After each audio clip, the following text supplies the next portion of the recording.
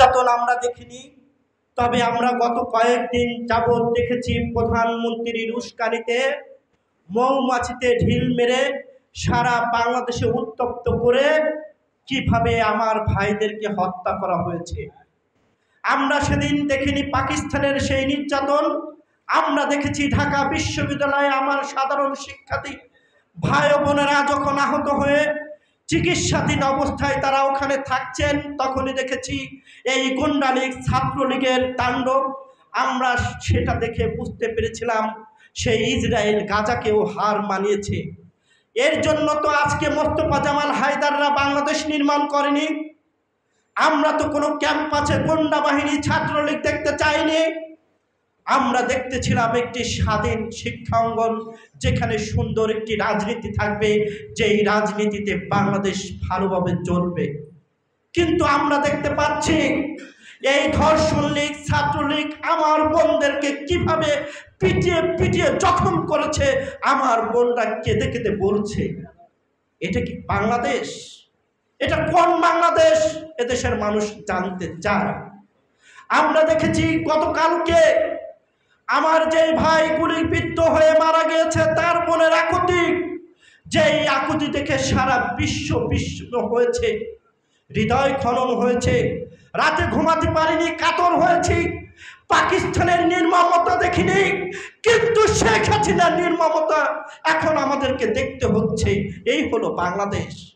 আজকে শেখ হাসিনাকে প্রশ্ন করতে চাই, গণভবনে লাল নীল শাড়ি পরে আপনি যখন সংবাদ সম্মেলনে এসে সবাইকে রাজাকার বলেন, যদি আমরা প্রশ্ন করি বাংলাদেশের এই রাজাকারদের টাকায়, ট্যাক্সের টাকায় গণভবনে আপনি আরামাইশ করেন, আপনার লজ্জা করে না?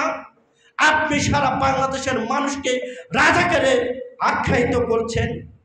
আমরা যদি প্রশ্ন করি সেই 1971 সালে আপনার যে দল আওয়ামী লীগ, যারা কলকাতায় লাল পানি নীল পানি নিয়ে ব্যস্ত ছিল, তারা যদি আজকে মুক্তিযোদ্ধার কথা আমাদেরকে শোনাতে চায়, তাহলে কি বাংলাদেশের মানুষ মানবে?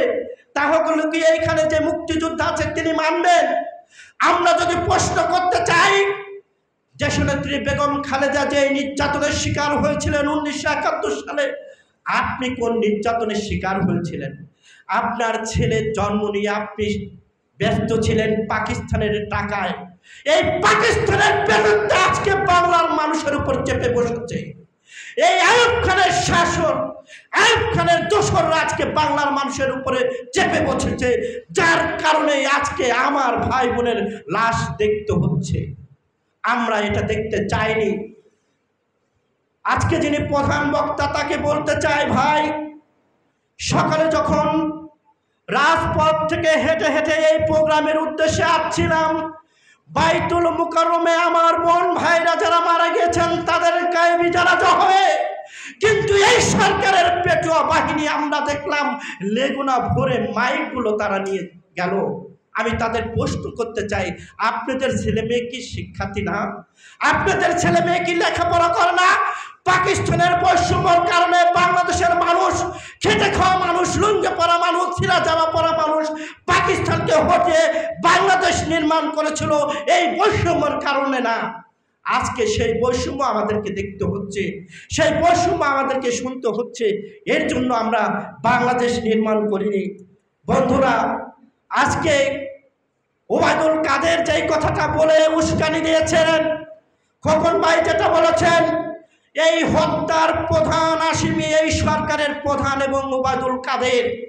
কারণ ওবায়দুল কাদের বলেছিল এই স্লোগানের জবাব ছাত্রলীগ দিবে, যার কারণে সারা বাংলাদেশে ছাত্রলীগ তাণ্ডব চালিয়ে আমার বোন এবং ভাইদেরকে হত্যা করেছে। যেটা আকাশে বাতাসে প্রতিটি মানুষ আজকে কাঁদছে, পাখি কাঁদছে, মানুষ কাঁদছে, পশু কাঁদছে, গাছ কাঁদছে, সবাই শুধু কাঁদছে। আমরা কাঁদার জন্য বাংলাদেশ দেখতে চাইনি। আজকে এভাবে যদি চলতে থাকে তাহলে এখানে আমরা যারা আছি সকলের এই পরিণতি ভোগ করতে হবে। আমাদের তো হারবার আর কিছু নেই। একাধিকবার কারাগারে গিয়েছি, একাধিক মিথ্যার মামলার শিকার হয়েছি। গতকালকে আমার ভাই রংপুরে যেভাবে জীবন দিয়েছে আমরাও সেভাবে জীবন দেব। আমাদেরকে শপথ নিতে হবে। আমরা যদি এই শপথ না নিতে পারি, আজকে এখান থেকে যদি আমরা ব্যর্থ হই, তাহলে আকাশে আর রাজনীতির যে অন্ধকার, সেখান থেকে বাংলার মানুষ পরিত্রাণ পাবে না। তাই আসুন বন্ধুরা, বাংলাদেশকে যদি বাঁচাতে হয়, ছাত্র সমাজকে যদি বাঁচাতে হয়, রাজনীতিবিদদেরকে যদি বাঁচাতে হয়, এদেশের খেটে খাওয়া মানুষদেরকে যদি বাঁচাতে হয়, আসুন আমরা শপথ গ্রহণ করি। আজকে যেই 6 জন ভাই বোন লাশ হয়েছে, তাদের লাশের শপথ নিয়ে আমাদেরকে মাঠে নামতে হবে। এই পাকিস্তানের পেটের থেকে যতক্ষণ পর্যন্ত মুক্ত না করতে পারবো, বাংলাদেশের মানচিত্র নিরাপদ থাকবে না। এটাই হলো বাস্তবতা। বাংলাদেশের মানচিত্রে ফেরানের লাশ ঝুলে থাকবে, এটাই হলো বাস্তবতা। তাই আসুন, আমি একজন রাজনৈতিক কর্মী হিসাবে